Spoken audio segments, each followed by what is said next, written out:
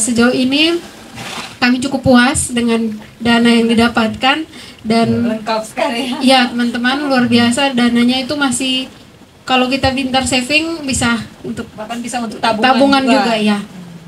Wah, luar biasa, ini dari biaya pendidikan sampai biaya hidup ditanggung. Gantungkanlah cita-citamu setinggi langit, kalaupun jatuh engkau akan jatuh di antara bintang-bintang. Nah, jadi saya berpikir bahwa LPDP itu adalah semacam parasut yang akan menerbangkan mimpi adik-adik itu sampai ke langit cita-cita yang diimpikan. Jadi karena bersama LPDP itu kita bisa kuliah di kampus-kampus terbaik.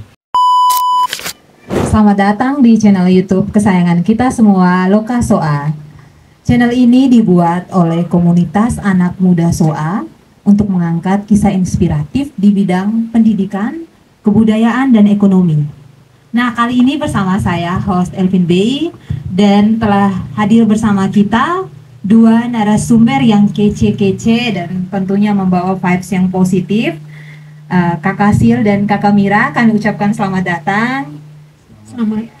Kakak Sil dan Kakak Mira ini merupakan awardee dan calon awardee di beasiswa LPDP, Lembaga Pengelola Dana Pendidikan, di bawah naungan Kementerian Keuangan Republik Indonesia.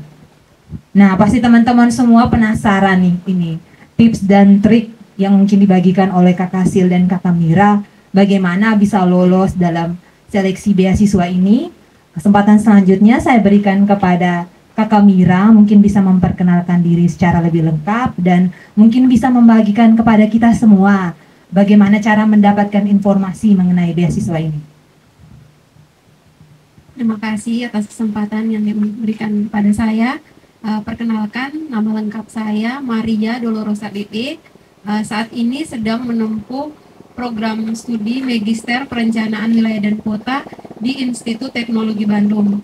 Saat ini sudah semester 1, jalan semester 2, dan saya kuliah dibiayai oleh beasiswa LPDP, lulus pada batch 2 tahun 2022. Terima kasih. Selanjutnya kepada Kakak Sil. Kakak Sil ini putra Soa nih, kebanggaan Soa, masyarakat Libunio. Mungkin Kakak Sil bisa memberikan informasi kepada kita semua bagaimana cara mendapatkan informasi tentang beasiswa ini. Oke, baik, terima kasih Ade Elvin. Sebelum saya ceritakan informasi bagaimana pertama kali saya mendapatkan informasi tentang LPDP, baik saya perkenalkan diri dulu. Baik, nama lengkap saya Silvianus Tiopagi, biasa dipanggil Sil. Saya dari Soa, Kabupaten Ngada. Saya lulus beasiswa LPDP itu di batch 2 tahun 2021. Waktu itu saya tidak langsung melanjutkan kuliah S2 karena waktu itu saya lulus bersamaan dengan tes CPNS. Sementara aturan itu kalau kita lolos CPNS itu kita harus menyelesaikan daftar dulu, lalu kemudian harus mengabdi minimal 1 tahun dulu, baru kita mengajukan tugas belajar. Sehingga saya belum melanjutkan studi pendidikan magister. Lalu saya baru-baru sudah tes kampus dan puji Tuhan sudah lolos di Universitas Indonesia di Fakultas Ekonomi dan Bisnis, prodi Magister Perencanaan Ekonomi dan Magister Perencanaan Ekonomi dan Kebijakan Pembangunan. Demikian dulu. Wah, luar biasa sekali Kakak Sil dan Kakak Mira. Ya berarti Kakak Sil ini sekarang mengikuti program persiapan berarti ya Kakak Sil? Ya betul. Jadi di LPDP itu ada satu program yang disebut dengan program persiapan keberangkatan atau PK. Jadi saya sedikit berbeda dengan Ade Mira.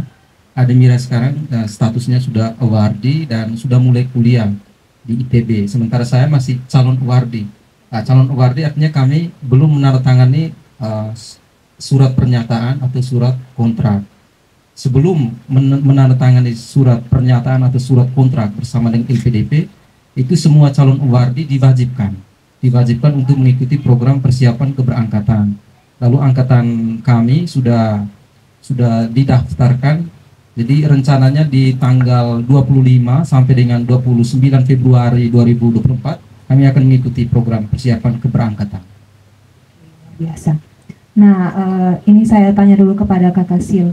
untuk jenis-jenis beasiswa yang disediakan LPDP itu mungkin yang bisa diakses oleh teman-teman sekalian, mungkin bisa Kak Kasil berikan informasi kepada kita semua.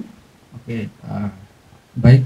Mungkin sebelum masuk ke jenis-jenis itu, baiklah saya dan Mira sharingkan dulu tentang bagaimana cara kami, ya. Cara mendapatkan beasiswanya itu Cara kan kemarin. mendapatkan beasiswa, Informasinya. ya. Saya sharingkan itu dulu, nanti ada Mira tambahkan, lalu kita masuk di jenis-jenis beasiswa yang disediakan oleh LPDP itu apa saja. Jadi saya secara pribadi itu pertama kali mendengar informasi tentang beasiswa LPDP itu justru dari Awardee Australia World Scholarship atau AAS. Ada satu kakak namanya Emilianus Yakob Sesitolo. Sekarang beliau sudah melanjutkan pendidikan S3 di luar negeri. Waktu itu saya masih kerja di Maumere. Waktu itu menjadi editor di surat kabar harian umum Ekora NTT. Lalu saya berteman akrab dengan kakak Emil. Lalu kemudian kakak Emil bercerita banyak tentang AAS pada saya. Waktu itu saya tertarik sekali. Lalu kemudian beliau merekomendasikan saya, Sil, jika kau ingin lanjut studi sebaiknya engkau ikut program AAS ini. Tapi sebelum kau ikut program AAS, sebaiknya engkau ikut satu program yang namanya ELTA. ELTA ya. Apa itu ELTA, Kakak? ELTA itu English Language Training Assistance. Itu ELTA, disingkat ELTA, itu program beasiswa kursus pelatihan bahasa Inggris secara gratis yang disiapkan oleh pemerintah Australia bagi para pelamar S2 dari jenjang S1 yang hendak melanjutkan studi di Australia. Lalu di dalamnya itu ada 4 keterampilan yang diasah di sana di dalam ELTA itu. Di dalam ELTA ya. Iya. Dan itu menurut KKM itu batu loncatan untuk bisa melamar beasiswa AAS. Sehingga waktu itu saya putuskan, kalau begitu saya ikut ELTA dulu. Lalu lulus, kemudian di akhir program itu bonusnya itu ada tes IELTS gratis, sehingga saya tes. Dan sesudah tes itu baru saya mengakses AAS dan juga LPDP itu. Oh, dengan sekalian. LPDP. Jadi Sekalian yang AAS LPDP. sekalian LPDP-nya ya. Iya, betul. Jadi yang lulusnya LPDP-nya, AAS-nya belum Ya, lolos saat belum itu. lolos. Oh, oke. Ya. Berapa lama itu Kakak mengikuti ELTA itu tadi? ELTA. Ya, ELTA itu normalnya itu 3 bulan. 3 bulan.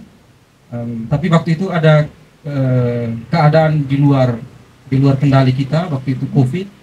Kami ELTA tahun 2021 dari bulan Januari sampai dengan mestinya sampai dengan Maret 2021. Tapi waktu itu ada COVID, sehingga kami itu diselenggarakan secara online. Jadi kami angkatan pertama yang ikut ELTA itu secara online. Lalu kemudian waktu itu ada badai seroja yang menghantam NTT itu, sehingga kami diperpanjang lagi sampai dengan bulan Juni. Jadi kami ikut ELTA itu selama 6 bulan. Setelah ELTA itu baru saya lamar AAS dan LPDP. Ya. ELTA ini bagus sekali ya, mungkin informasi baru bagi kita. Ya. Mungkin Kak Kasil nanti ada dapat informasi koneksi biar kita bisa mendaftar juga. Mungkin pasti ada teman-teman yang tertarik untuk meningkatkan kemampuan bahasa Inggrisnya. Mungkin bisa mengikuti juga program itu biar bisa persiapkan juga untuk urus beasiswanya kan Kakak. Ya. Bisa berarti. Ya, ELTA itu dibuka setiap tahun. Ya, dibuka setiap tahun. Lalu kemudian pendaftarannya secara online. Lalu kemudian nanti ada seleksi yang dilakukan secara terbuka. Lalu sasaran dari program ELTA ini sebenarnya untuk mereka yang memiliki kemampuan bahasa Inggris itu intermediate. Jadi ada tiga kategori atau klasifikasi kemampuan bahasa Inggris. Yang pertama itu kemampuan dasar, yang kedua itu intermediate, yang ketiga itu advanced, yang sudah overqualified itu. Underqualified, intermediate, dan overqualified. Jadi ELTA itu mencari para pelamar yang intermediate. Nah, jadi tidak terlalu pintar-pintar amat bahasa Inggris, tapi tidak terlalu di bawah standar juga gitu. Ya. Oke, dan selanjutnya di akhirnya diberikan kesempatan mengikuti IELTS secara gratis juga. Secara gratis. Wah, betul. luar biasa. Ya. Ini tes IELTS itu memerlukan biaya yang mahal, tapi Ya, bisa betul. diperoleh secara gratis. Ya, Dan betul sepertinya tes IELTS itu biasanya digunakan untuk para pelamar yang ingin kuliah di luar negeri sepertinya. Iya. Syaratnya ya. Iya. Baik, saya lanjutkan ke Kakak Mira. Kakak Mira kemarin bagaimana cara mendapatkan informasi beasiswa ini? Jadi baik, untuk LPDP sendiri itu informasi yang saya dapatkan pertama kali scrolling dari sosmed. Jadi follow di Instagram LPDP RI. Dari situ tuh sering di tahun 2022 itu kebetulan LPDP sudah booming sekali pasca COVID. Jadi sering ada storyline gitu. Jadi saya mengikuti dari situ. Makanya mulai cek ke web LPDP kemenkeu.go.id. Dari situ saya mulai mencari informasi tambahan. Di linknya itu ada buku 2 e-book. Jadi ada buku untuk panduan program perguruan tinggi tujuan dalam negeri maupun luar negeri. Selain itu ada e-book yang berisi persyaratan-persyaratan. Akhirnya saya coba buka-buka lihat persyaratannya, yang menjadi struggle waktu itu adalah TOEFL. Namun untuk beasiswa daerah afirmasi itu sendiri persyaratan TOEFL yang diberikan masih cukup mudah, yaitu 400. Akhirnya saya mencari informasi selanjutnya tuh dengan nonton YouTube. Jadi lihat bagaimana para OWRD membagikan tips dan trik bagaimana mereka bisa lulus dan mengikuti seleksi LPDP. Ada beberapa link YouTube yang cukup membantu saat itu. Jadi kalau saya sendiri informasi memang dapat dari sosmed tadi, pertama dari Instagram, terus buka-buka YouTube, dan di situ dibagi bagaimana juga cara untuk belajar TOEFL. Jadi untuk TOEFL sendiri kalau saya otodidak, jadi saya mulai dengan kebetulan memang suka untuk dengar lagu-lagu bahasa Inggris, cari artinya, terus saya cek kalau TOEFL sendiri nih tesnya apa saja. Jadi kan ada 3, structure, reading, sama listening. Yang membantu itu di listening. Jadi saya dari hasil dengar-dengar lagu dan juga beberapa soal-soal yang saya dapatkan dari YouTube tadi, saya mengikuti tes TOEFL itu online. Jadi ada salah satu lembaga tes TOEFL yang secara online, dan puji Tuhan saat itu 1 kali tes dan nilai saya di atas persyaratan yang diminta oleh LPDP. Luar biasa. Berarti Kakak Mira ini sepertinya merupakan anak muda yang menggunakan sosmed dengan sangat bijak ya.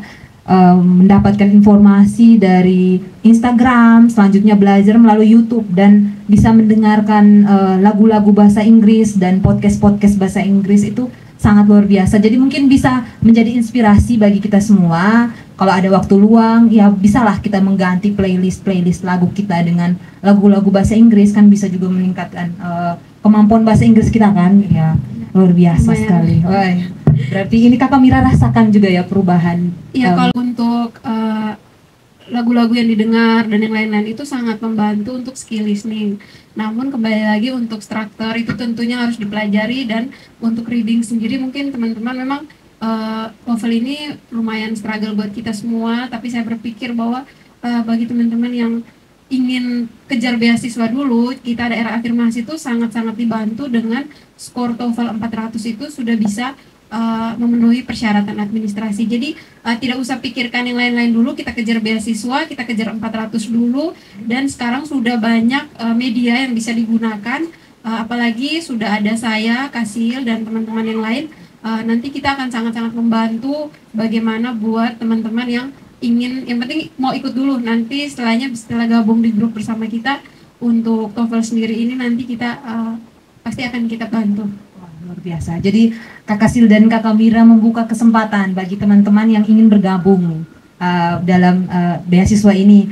Jadi nanti ada WA group begitu Kakak? Iya, nanti di link kita akan dibagikan termasuk beberapa buku panduan e-book. Oke, nanti linknya bisa teman-teman akses pada description box ya. Oke, selanjutnya saya ingin bertanya kepada Kakak Sil mungkin bagaimana jenis beasiswa yang disediakan oleh LPDP? Baik, soal jenis beasiswa ini, LPDP itu memberikan banyak pilihan untuk para pelamar dari berbagai lapisan. Itu yang pertama itu ada beasiswa yang disebut dengan beasiswa afirmasi. Di dalam beasiswa afirmasi itu ada 4 jenis lagi. Ada 4 jenis. Jenis yang pertama itu beasiswa putra putri Papua. Itu untuk mereka yang berasal dan berdomisili di Papua. Nah, lalu yang kedua ada beasiswa afirmasi. Itu untuk para pelamar yang berada di daerah afirmasi. Mengenai daerah-daerah yang masuk dalam kategori daerah afirmasi itu nanti kita lampirkan linknya ya. Oke. Nanti kita bisa tampilkan di bawah video ini. Lalu kemudian jenis yang ketiga itu ada beasiswa prasejahtera. Lalu yang keempat ada beasiswa penyandang disabilitas. Ini khusus untuk mereka yang menyandang disabilitas. Lalu selain beasiswa afirmasi, beasiswa yang kedua adalah beasiswa umum. Beasiswa umum. Beasiswa umum ini dibagi lagi dalam 3 jenis. Yang pertama itu beasiswa reguler.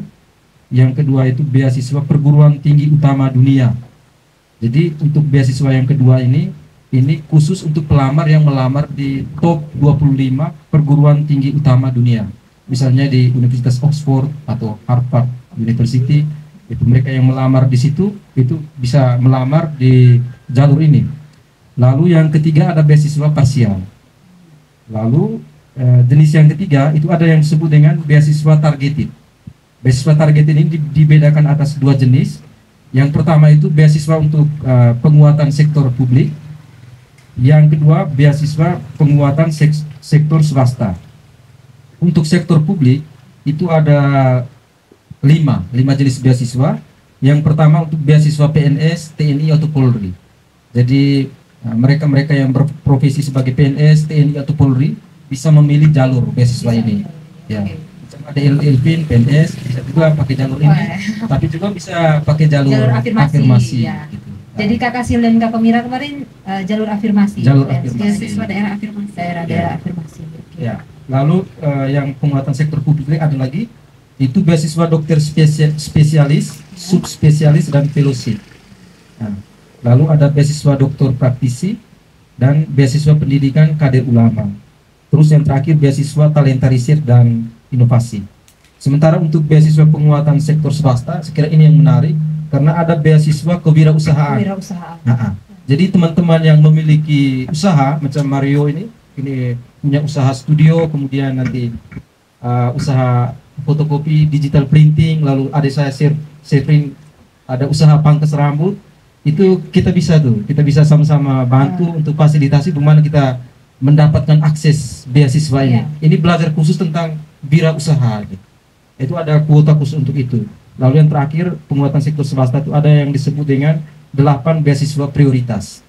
Jadi teman-teman jangan ragu, jangan khawatir karena seluruh beasiswa ini ada buku panduannya. Nanti bisa kita lampirkan dan kalau sudah bergabung di grup bersama dengan Adendira tadi, kita bisa kirimkan buku panduannya supaya teman-teman bisa belajar. Kira-kira itu saja jenis beasiswa yang ada di LPDP. Banyak sekali ya beasiswa yang disediakan oleh LPDP ini. Jadi kemarin Kakak Sil dan Kakak Mira mengambil beasiswa afirmasi. Itu kan merupakan keistimewaan bagi kita NTT juga yang termasuk daerah afirmasi kan.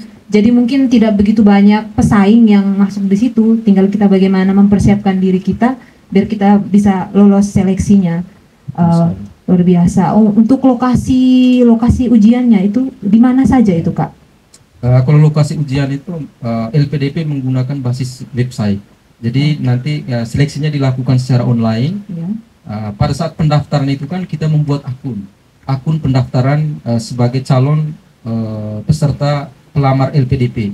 Kalau kita sudah punya akun, nanti pada saat pelaksanaan jadwal ujian, semua informasi berkaitan dengan pelaksanaan ujian itu nanti dilampirkan di dalam website itu, sehingga kita tahu jadwal pelaksanaan ujiannya. Tinggal kita masuk ke dalam website itu, kita klik link ujian itu, semuanya itu lengkap di dalam akun kita itu. Oke, jadi semuanya berbasis online ya Kakak. Oke, berarti dari pendaftaran sampai tesnya pun online. Ya, betul. Oke, luar biasa. Selanjutnya saya mungkin ke Kak Mira dulu nih. Kak Mira, untuk bagaimana jenis-jenis seleksinya, tahapan seleksi untuk mengikuti seleksi LPDP ini? Beasiswa LPDP sendiri itu memiliki 3 tahapan. Yang pertama seleksi administrasi, yang kedua seleksi bakat skolastik, dan yang ketiga adalah seleksi substansi atau wawancara. Untuk seleksi administrasi ini sendiri ada 2 jalur, bagi yang memiliki LOE dan yang belum memiliki LOE. Jadi LOE itu sendiri adalah Letter of Acceptance atau surat penerimaan dari kampus ataupun institusi yang dituju. Jadi teman-teman, untuk yang belum punya LOE itu sendiri, di sini kita harus mengikuti 3 tahapan, yaitu mulai dari administrasi, skolastik, dan substansi. Ya Kak, untuk seleksi administrasinya ini Kak, untuk LOE itu detailnya seperti apa Kak? Bisa dijelaskan ke kita? Jadi LOE tadi letter of acceptance, jadi atau bentuk surat penerimaan dari kampus. Bagi teman-teman yang mau mendaftar LPDP itu bisa melalui 2 jalur. Jadi jika ingin lebih dipermudah, cuma mengikuti 2 tahapan, seleksi administrasi dan substansi, itu teman-teman bisa kejar LOE dulu. Jadi teman-teman saat sudah punya LOE nanti tidak perlu lagi mengikuti seleksi bakat skolastik. Karena bentuk dari seleksi bakat skolastik itu sifatnya mirip dengan tes potensi akademik yang sudah diselenggarakan di kampus masing-masing. Namun teman-teman yang misalnya mau kejar beasiswa dulu nih, jadi ya sudah LOE-nya kita tangguhkan dulu. Tapi kalau misalnya mau lebih cepat dan benar-benar beberapa teman itu banyak yang sudah punya LOE itu memang sudah niat sekali untuk mengejar beasiswa LPDP. Dan menurut saya yang sudah punya LOE itu memiliki nilai plus. Tapi tidak menutup kemungkinan buat teman-teman yang lain jika ingin seperti saya, Kasil maupun beberapa teman itu kita kejar beasiswanya dulu. Jadi selanjutnya baru daftar ke kampus yang diinginkan. Gitu. Diinginkan setelah lulus dulu. Jadi itu nanti kita mulai dari seleksi administrasi, skolastik dan seleksi substansi. Jadi teman-teman bisa bebas memilih nih, mau daftar beasiswanya dahulu atau mau daftar ke kampusnya dahulu. Gitu. Memang ada kelebihan dan kekurangan kalau kita memilih untuk mendaftar kampus terlebih dahulu, dalam arti kita mendapatkan LOA terlebih dahulu. Itu yang saya lihat, itu pengalaman saya, itu kekurangannya itu kampus itu punya limit waktu. Misalnya baru-baru saya ikut tes SIMAK UI itu saya mendapatkan LOA-nya, dan waktu untuk kita defer kuliah itu, penundaan kuliah itu hanya 2 semester. Jadi kalau kita sudah mendapatkan LOA lalu kemudian baru kita mendapatkan beasiswa, itu berarti kita harus memastikan bahwa pada tahap pertama kita melakukan seleksi itu kita lulus supaya bersamaan dengan waktu yang ditentukan oleh kampus. Nah, itu salah satu yang saya lihat kelemahan kalau kita kejar LOA terlebih dahulu, sehingga daftar ke kampusnya dahulu. Iya, sehingga dari Ademira tadi anjurkan lebih baik kita daftar beasiswa IPDP dulu. Saya kira itu anjuran yang baik, tapi nanti tergantung pilihan dari teman-teman semua, mana yang lebih nyaman untuk teman-teman. Dan juga izin menambahkan, kalau misalnya kita mau defer itu, beberapa perguruan tinggi itu ada biaya tambahan, dan itu menurut saya sebaiknya beasiswa dulu, karena sejauh ini saya beasiswa dulu dan puji Tuhan lancar. Setelah lulus mengikuti program pengayaan bahasa, dan di bulan Agustus 2023 kemarin langsung apply mulai perkuliahan. Untuk seleksi administrasinya tadi berarti LOE salah satunya ya berarti? Iya, ada 2 jalur seleksi dengan menggunakan LOE dan tanpa LOE. Ini selanjutnya saya coba jelaskan tanpa LOE. Jadi apabila tanpa LOE itu teman-teman ada beberapa dokumen yang perlu kita unggah, dan juga ada online form yang perlu kita isi. Jadi setelah membuat akun, ini menjadi kendala buat teman-teman, termasuk saya sendiri di awal kemarin. Jadi terkadang nick kita itu tidak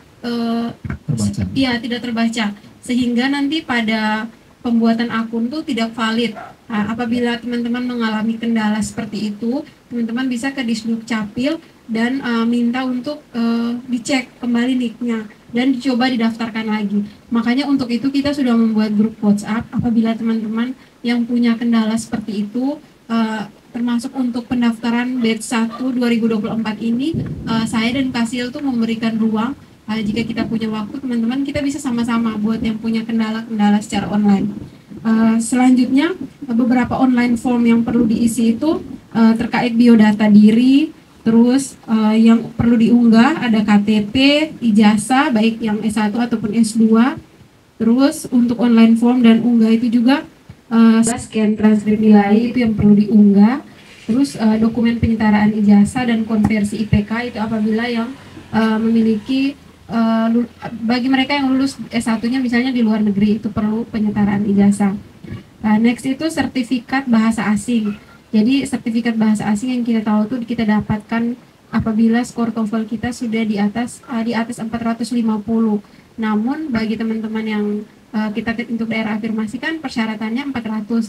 Jadi itu kita sudah bisa menggunakan unofficial score report saat kita tes, itu kan langsung dapat hasil tes sementara itu bisa digunakan untuk di-upload. Next adalah surat rekomendasi dari tokoh masyarakat ataupun dari atasan. Jadi misalnya buat teman-teman yang bekerja di instansi pemerintahan ataupun di swasta, jadi bisa meminta surat rekomendasi. Pengalaman adik saya kemarin itu bisa meminta surat rekomendasi dari kepala desa juga. Next itu surat pernyataan pada aplikasi pendaftaran saat akan melakukan submit. Jadi ada surat pernyataan dan di dalamnya itu ada berisi beberapa persyaratan bagi penerima beasiswa apabila lulus nanti. Namun itu ada beberapa syarat-syarat yang mengikat, seperti bagi kita lulusan dari beasiswa daerah afirmasi, rencana pasca studi nanti itu adalah kembali dan berkontribusi di daerah afirmasi.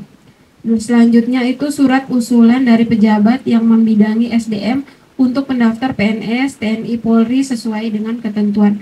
Itu lebih khusus bagi mereka yang beasiswa targeted. Next itu beberapa dokumen yang perlu diunggah, yaitu profil diri pada formulir pendaftaran online, termasuk foto, dan komitmen kembali ke Indonesia, rencana pasca studi, dan rencana kontribusi di Indonesia. Ini ada yang perlu kita langsung isi di linknya, dan ada juga dalam bentuk esai. Jadi teman-teman, untuk esai sendiri ini memang perlu menjadi perhatian bahwa dari esai ini itu yang seperti kita mau menyatakan kepada pihak pemberi beasiswa bahwa saya layak, bahwa ini profil diri saya, bagaimana mereka mengenal tentang kepribadian kita dan apa yang nanti kita janjikan setelah kita lulus, dan mengapa saya layak untuk mendapatkan beasiswa ini. Nanti untuk esai itu kita perlu tambahan lagi. Next itu proposal penelitian, itu khusus bagi program doktoral, terus publikasi ilmiah, prestasi kejuaraan atau non kejuaraan, dan pengalaman organisasi. Ini bagi teman-teman, kalau saya bahkan mengikuti kegiatan pramuka, kegiatan pernah menjadi PPS, ataupun bagi teman-teman yang pernah PPK, itu merupakan prestasi yang luar biasa. Itu bisa ditambahkan ke bagian ini. Next itu scan ijazah SD, SMP, dan SMA yang sudah disatukan dalam file PDF. Dan dokumen lain yang perlu diunggah itu surat keterangan dari lurah atau kepala desa yang menyatakan telah tinggal sekurang-kurangnya 10 tahun di daerah afirmasi. Untuk surat ini, bagi teman-teman yang mau minta contoh ataupun masukan, bisa bertanya kepada kita nanti di grup PA. Ya, berarti dari yang saya tangkap ini yang perlu dipersiapkan dengan baik itu sepertinya skor TOEFL kita dan bagaimana menulis esai dengan baik, Ya, kan? benar. Bagaimana kita meningkatkan personal branding kita biar bisa diterima gitu ya. Ya. Catatan tambahan, kalau untuk esai itu sendiri, teman-teman bisa baca-baca esai itu apa sih, atau nonton di YouTube, banyak awardee yang sudah membagikan bagaimana cara menuliskan esai. Tapi kalau dari saya pribadi, esai itu lebih kepada bagaimana kita menceritakan profil diri kita yang dinarasikan. Jadi mulai dari kita SD, apa yang menjadi cita-cita kita saat kecil. Kemarin saya sempat menuliskan itu, bagaimana perjalanan pendidikan kita mulai dari SD, SMP, SMA, maupun sampai pada perguruan tinggi, pengalaman dalam kegiatan berorganisasi, kegiatan bermasyarakat, maupun cerita perjalanan bagi teman-teman yang sudah bekerja itu bisa menceritakan bagaimana struggle-nya saat bekerja. Kemarin saya juga sempat menceritakan pengalaman bagaimana berwira swasta membantu kakak berjualan kue. Dan di situ di tahun 2021 saya memutuskan resign dan mencoba untuk membuka usaha sendiri di Labuan Bajo. Jadi berjalan 6 bulan sampai mengikuti beasiswa ini, itu juga saya ceritakan bagaimana kita bisa keluar dari zona nyaman dan kita memulai sesuatu hal yang baru. Itu merupakan kisah hidup yang mungkin bisa menjadi catatan penilaian. Jadi itu nilai plusnya. Dan hal-hal kecil menurut saya, baik beternak maupun bertani, bagi teman-teman guru honorer yang mengabdikan diri untuk mengajar di daerah-daerah, misalnya mungkin lokasinya termasuk daerah terpencil, bagaimana di sana ada kendala-kendala, itu bisa diceritakan di dalam esai. Dan ke depan kalau misalnya kita sudah bergabung di dalam grup WA, sebelum penutupan ini, teman-teman nanti bisa share esainya ke kita, mungkin kita bisa berikan penilaian ataupun revisi. Bisa memberikan Iya. masukan Iya. mungkin. Atau nanti kita sudah punya grup BA, nanti kita Iya, bagikan kita saja, share kita punya model format esai itu, Ya, ada Mira punya, lalu kemudian saya, supaya ada Bisa yang menjadi masuk. contoh begitu Ya, bisa bagi jadi contoh. teman-teman yang berminat. Ya. Oke, yang kedua tadi sepertinya bakat skolastik Iya. Kakak Sil. Mungkin Kakak Sil bisa memberikan gambaran kepada kita mengenai tes bakat skolastik itu sendiri. Ya, baik. Salah satu tes setelah kita lolos administrasi itu ada tes yang disebut dengan seleksi bakat skolastik. Itu dari katanya saja itu skolastik. Skolastik itu kan sekolah itu sekolah. Jadi tes yang berkaitan dengan kemampuan akademik kita. Jadi tujuan dari tes itu adalah mengukur kemampuan kita apakah mampu untuk melanjutkan pendidikan di jenjang S2. Nah, itu inti dari tes bakat skolastik. Dia mirip tapi tidak sama dengan tes potensi akademik. Nah, dia agak Masuk sedikit perguruan tinggi itu. ya beda. Lalu untuk buat perbandingan supaya kita ada gambaran itu, contoh dari tes bakat skolastik itu seperti tes inteligensi umum atau TIU pada saat kita seleksi CPNS itu. Oke.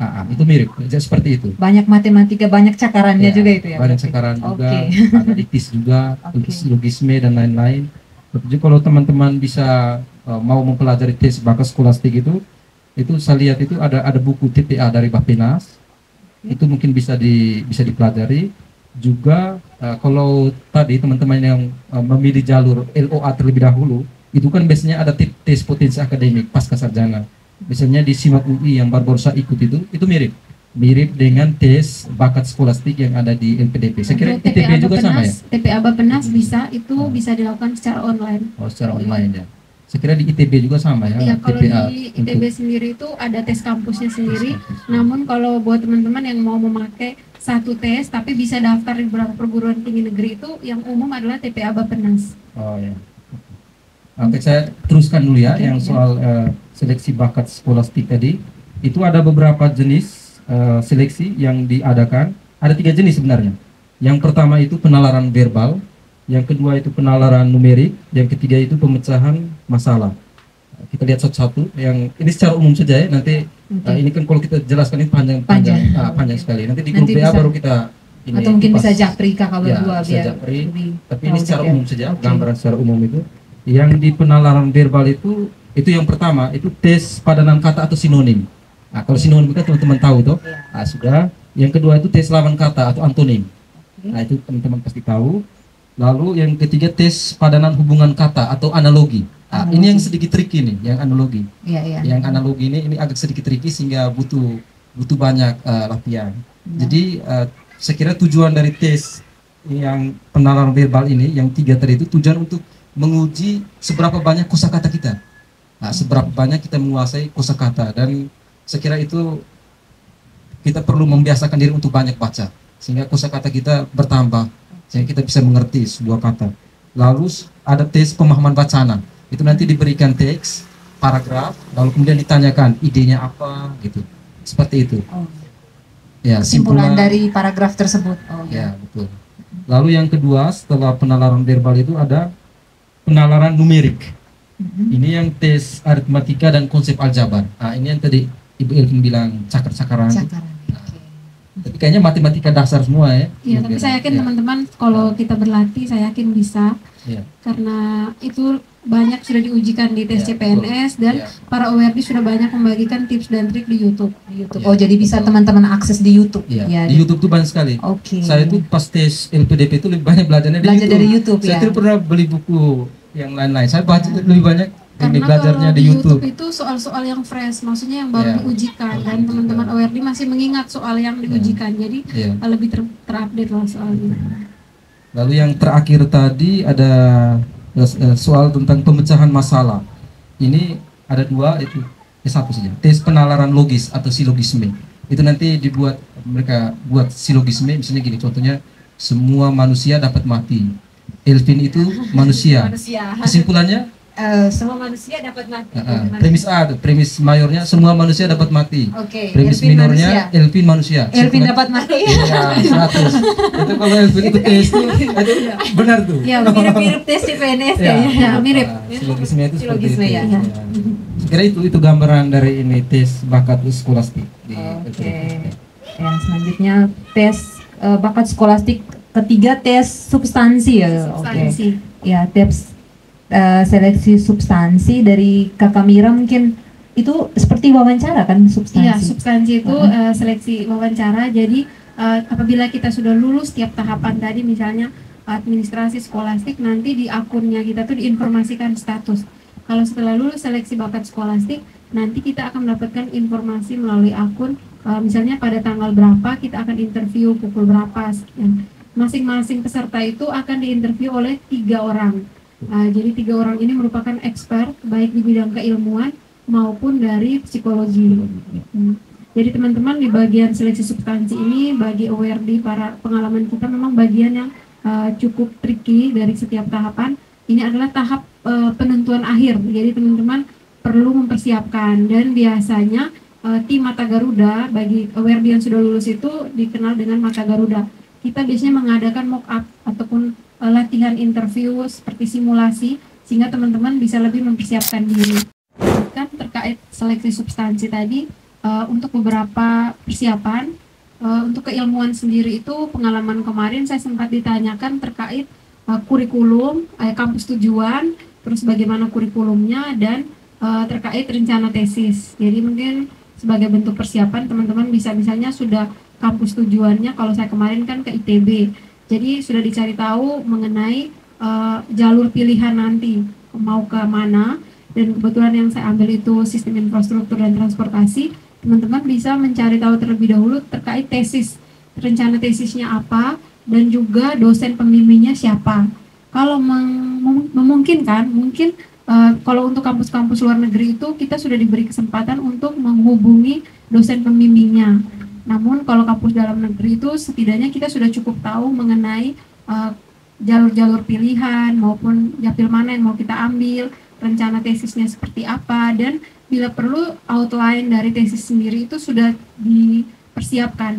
Iya, untuk psikologi sendiri itu lebih dipertanyakan terkait kita sanggup tidak untuk keluar dari zona nyaman dari daerah kita untuk pergi kuliah, apalagi kita yang contoh saya kemarin karena sudah lulus cukup lama dari S1, apakah kita mampu untuk melanjutkan S2. Terus yang ketiga ada pertanyaan tambahan kepribadian seperti itu. Saya kira cukup itu dari saya, mungkin Kak Sil bisa menambahkan. Ya, soal seleksi substansi atau wawancara ini, itu teman-teman kalau sudah sampai lolos di tahap ini, itu teman-teman perlu berbesar hati dan mengapresiasi diri, karena pertama kita sudah sampai di tahap itu, yang kedua kemungkinan kita untuk lolos itu besar sekali. Oh iya. Nah, jadi kalau kita wawancara dia. Ya, kalau kita lolos sampai dengan wawancara itu kemungkinan besar kita diterima. Tapi harus tetap mempersiapkan diri dengan baik, karena justru pada saat wawancara ini dari pihak penguji, tadi ada 3 orang penguji dari lingkungan psikolog, mereka mau mengkonfirmasi apa-apa ya seluruh esai aplikasi yang sudah kita isi, ya sudah kita upload itu. Jadi teman-teman itu perlu menguasai esai yang sudah ditulis. Tadi ada 2 jenis esai yang sudah dijelaskan tadi. Yang pertama itu komitmen kembali ke Indonesia, lalu kemudian yang kedua rencana kontribusi pasca studi. Jadi teman-teman tuh harus betul-betul menguasai apa yang ditulis, karena pertanyaan itu nanti akan berkaitan dengan apa yang kita tulis. Misalnya saya baru-baru itu saya tulis tentang salah satu yang saya upload itu buku yang saya tulis itu, yang Negara Bukan. Lalu di dalam buku itu kan menjelaskan tentang persoalan relasi agama dan negara, dan juga disinggung tentang masalah Ahok. Wah, waktu itu, ini ya, cukup tricky ya. Tricky. Lalu kemudian waktu itu yang bertanya juga beliau cukup kritis, sehingga beliau mengajukan pertanyaan yang sangat kritis, dan saya waktu itu kaget juga ketika mendapatkan pertanyaan itu. Ya. Jadi harus mempersiapkan diri dan mental juga sepertinya. Betul. Ya. Ya. Ya, Yang untuk itu. terkait tesis tadi berarti kita harus siapkan tesis judulnya. Jadi nanti ditanya oleh para expert tersebut. Outline tesisnya Outline-nya akan dipertanyakan. Jadi seperti kalau di program magister yang kita tahu bahwa goalsnya kita nanti kan di tesis. Jadi teman-teman kalau mau melanjutkan S2 tentunya pasti sudah memikirkan bahwa yang ingin saya perdalam di S2 nanti itu apa. Dan di situ kita sudah bisa mulai mencari japil sesuai minat yang kita atau lanjutan dari skripsi S1. Baik, kakak tadi yang dijelaskan wawancara itu kan agak susah diprediksi nih kira-kira bagaimana betul. pertanyaannya. Jadi mungkin untuk persiapannya, jadi mungkin kakak bisa bagikan kira-kira kisi-kisi apa yang kemungkinan ditanyakan oleh para expert tersebut. Ya, saya kira tadi Ademira sudah menjelaskan beberapa pertanyaan yang biasa diajukan saat seleksi wawancara. Saya tambahkan beberapa. Yang pertama itu yang perlu dikuasai tadi sudah dijelaskan sebelumnya, itu soal pertanyaan yang menyangkut esai yang kita tulis dan juga semua dokumen aplikasi yang kita submit di website itu perlu kita kuasai dengan baik detail-detailnya, karena itu yang menjadi dasar pertanyaan dari para pewawancara.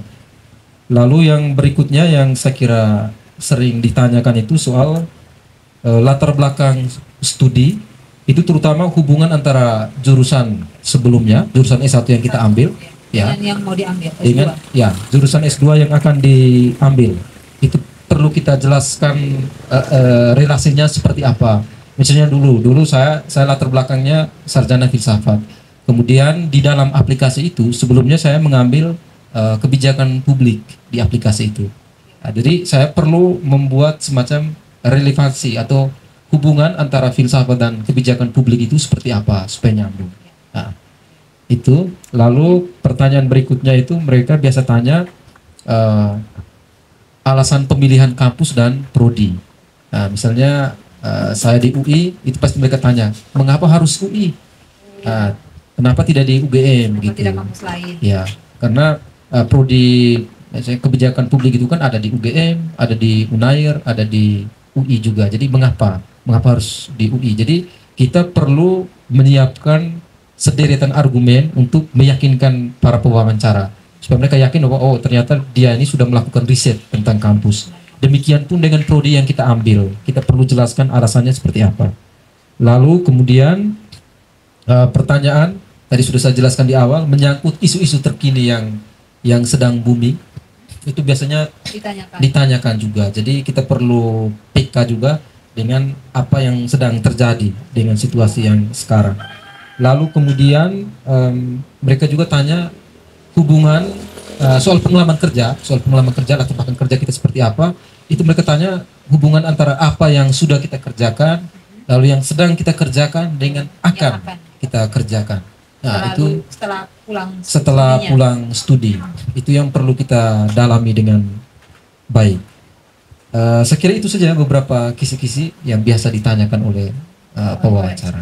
Ya. Mungkin sudah cukup. Ini menarik sekali kakak-kakak semua. Kira-kira mungkin di Ngada ini sudah berapa aware di LPDP? Sejauh ini kalau yang sudah kuliah itu 2, saya sama Dewi di Universitas Negeri Malang, Magister Pendidikan Geografi. Sedangkan yang akan apply perkuliahan di Januari itu adik kandung saya sendiri, itu mengambil Magister Kebijakan Publik di Universitas Airlangga. Dan yang berikutnya ada Kak Silvano ya kakak yang akan apply Agustus, dan mendapatkan informasi ada 2 calon awardee lagi yang baru lulus pada berarti ada 3 yang lulus kemarin November 2023. Jadi berarti sejauh ini kita sudah 6 orang untuk Ngada. Luar biasa. Untuk yang dalam negeri. Kalau yang luar negeri sudah ada 1 ya kak.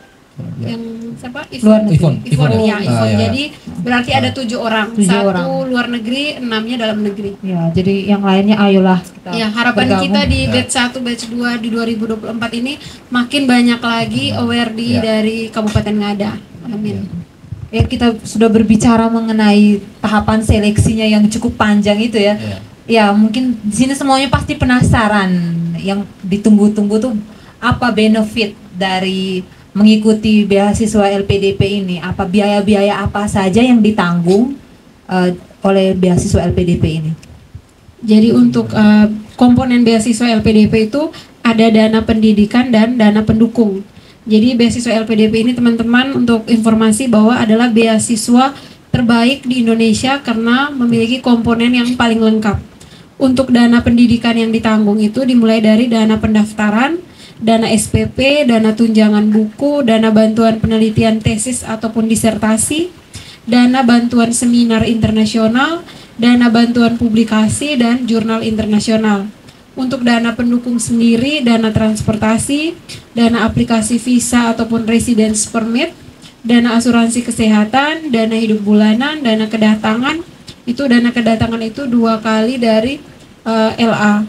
Dana tunjangan keluarga itu khusus untuk program doktor, dana keadaan darurat, dan dana program pengayaan afirmasi dan pengayaan bahasa khusus untuk afirmasi. Jadi bagi kita beasiswa afirmasi, teman-teman, kita itu udah ada dana tambahan pengayaan bahasa. Seperti saya kemarin, nilai TOEFL itu kan belum memenuhi target kampus. Makanya setelah mendapatkan beasiswa di bulan berita kelulusan di November 2022, dan saya langsung mengisi borang keberangkatan untuk mengikuti kegiatan pengayaan bahasa, dan itu di akhir Januari 2023 itu saya sudah mulai berangkat, dan kebetulan dapatnya di Universitas Negeri Solo. Jadi nanti dari LPDP sendiri itu akan menginformasikan kepada kita beberapa kota ataupun beberapa institusi ataupun perguruan tinggi tujuan di mana kita mengikuti program pengayaan bahasa. Dan ada biaya pendukung khusus penyandang disabilitas itu baik untuk penyandang maupun untuk pendamping. Itu dana komponen beasiswanya. Sejauh ini kami cukup puas dengan dana yang didapatkan, dan Lengkap sekali. ya teman-teman, luar biasa. Dananya itu masih, kalau kita pintar saving bisa untuk Bahkan bisa untuk tabungan juga ya. Wah, luar biasa, ini dari biaya pendidikan sampai biaya hidup ditanggung oleh Dan LPDP. apabila teman-teman lulus lebih cepat 1,5 tahun, itu juga akan mendapatkan dana insentif dari LA yang belum dicairkan. Tepuk tangan untuk LPDP ya, Ya. bisa memberikan kesempatan untuk anak-anak muda yang ingin melanjutkan pendidikan biar bisa mengakses pendidikan secara gratis. Ya, mungkin dari Kakak Sil dan Kakak Mira ada pesan dan kesan untuk Dari Kak Sil? teman-teman semua di sini. Ya mungkin beberapa pesan saja yang saya sampaikan untuk teman-teman semua. Ada beberapa hal yang perlu kita siapkan dengan baik itu. Saya kira yang pertama tadi itu soal adanya skor TOEFL atau IELTS yang mencukupi. Jadi Ademira sudah jelaskan tadi skornya 400 ya untuk TOEFL. Dan untuk IELTS itu minimal 4,5. Ya, 4,5. Lalu kemudian saya kira penting juga kalau misalnya teman-teman ada waktu silakan ikut kursus persiapan TOEFL atau IELTS lewat ELTA yang saya jelaskan tadi, tapi juga bisa ikut metode lewat media sosial yang disampaikan oleh Ademira tadi. Lalu kemudian perlu juga teman-teman siapkan berkas administrasi itu dari jauh-jauh hari. Nah, jadi informasi yang sudah didapatkan itu dan sudah dipublikasikan itu, pendaftaran untuk tahun ini itu dimulai tanggal 11 ya. Kalau saya tidak salah tanggal 11 Januari. Tanggal 11 Januari batch 1 dan Juli ya. nanti batch 2. Juli nanti batch 2. Ya, nanti ada 2 tahap itu. Jadi kalau mau daftar sekarang ya mungkin sekarang sudah terlambat ya untuk yang batch 1. Untuk yang batch 1 sedang proses. Hanya untuk persiapan administrasi itu. Jadi maksud saya teman-teman harus siapkan berkasnya dari jauh-jauh hari. Terlebih untuk TOEFL. Terlebih untuk TOEFL. Lalu kemudian perlu perhatikan jadwal pembukaan pendaftarannya. Lalu kalau mau melakukan submit pendaftaran itu minimal H1 sebelum pendaftaran ditutup. Nah, H1 sudah harus di submit. Lalu kemudian perlu juga persiapkan 2 esai tadi yang sudah dijelaskan oleh Ademira tadi. Esai tentang komitmen kembali ke dan mengabdi di Indonesia dan rencana kontribusi pasca studi. Itu sebaiknya disiapkan jauh-jauh hari. Karena itu cukup panjang jumlah kata yang harus kita tulis di dalam aplikasi itu. Ya, saya mungkin tutup saja pesan untuk adik-adik itu. Saya ingat pesan dari Bung Karno itu yang cukup terkenal, yang sering jadi kutipan quotes anak-anak muda itu. Gantungkanlah cita-citamu setinggi langit, kalaupun jatuh engkau akan jatuh di antara bintang-bintang. Nah, jadi saya berpikir bahwa LPDP itu adalah semacam parasut yang akan menerbangkan mimpi adik-adik itu sampai ke langit cita-cita yang diimpikan. Jadi Karena bersama LPDP itu kita bisa kuliah di kampus-kampus terbaik. Saya dan Mira dan beberapa kawan itu kuliahnya di kampus negeri di Indonesia. Mira di ITB, saya di UI. Saya kira teman-teman akan mampu kuliah di kampus luar negeri yang terbaik. Bisa di Oxford atau Harvard University, Stanford seperti Mayudi Ayunda. Mayudi Ayunda itu kan award di LPDP juga kan. Sangat menginspirasi. Ya, saya kira itu pesan saya untuk adik-adik semua. Gantungkanlah cita-citamu setinggi langit. Kalaupun jatuh, engkau akan jatuh di antara bintang-bintang. Super sekali. Luar biasa. Luar biasa. Dari Kakak Mira mungkin ada pesan-pesan untuk adik-adik sekalian. Kalau tips dan trik dari saya buat adik-adik yang ingin melanjutkan program magister ataupun doktoral, jangan pernah menyerah, don't underestimate yourself. Kadang kita tidak pernah mengetahui kapasitas diri kita seperti apa sampai kita berada di situasi dan ternyata oh saya bisa begitu. Ini pengalaman dan kisah dari saya sendiri bahwa kegagalan-kegagalan kita sebelumnya itu menjadi batu loncatan menjadi lebih baik lagi. Dan tips dan trik khusus untuk lulus LPDP, teman-teman, sebelumnya kami yang bermodalkan sosial media saja bisa, apalagi sekarang kalian punya kami berenam. Dan kami berjanji kami akan mendampingi dalam setiap tahapan, mulai dari administrasi sampai dengan substansi, bahkan nanti amin kita bergabung di Mata Garuda Ngada. Sekian dari saya. Super sekali ya, Kakak Mira dan Kakak Sil sudah membagikan informasi yang sangat penting untuk kita semua ketahui. Di sini kan kita tahu yang bisa join LPDP ini untuk nggak ada baru 7 orang, belum banyak. Di sini kesempatan masih terbuka luas untuk teman-teman sekalian. Selain bisa mengakses itu melalui media sosial, di sini sudah ada Kakak Mira dan Kakak Sil yang siap untuk membantu. Jadi mungkin teman-teman bisa join di WA group yang tadi sudah disampaikan dan bisa tanya-tanya ke Kakak Mira dan Kakak Sil. Kak Mira dan Kak Sil, terima kasih banyak sudah datang ke sini dan membagikan informasi ke teman-teman sekalian. Terima kasih juga podcast Lokasoa yang telah mengundang kita.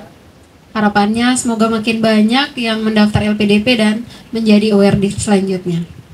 Ya mungkin demikian sesi bincang-bincang kita dengan dua aware di LPDP. Saya host Elvin BI pamit undur diri di hadapan teman-teman sekalian, dan akhirnya kami tutup episode ini dengan sebuah pantun.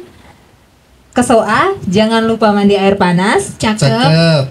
Hangatkan badan untuk sehat jiwa raga. Jika mau perkuat kapasitas dan kualitas, tonton terus channel Lokasoa. Ya, teman-teman di sini kami juga meminta teman-teman untuk jangan lupa follow, like, comment, dan subscribe.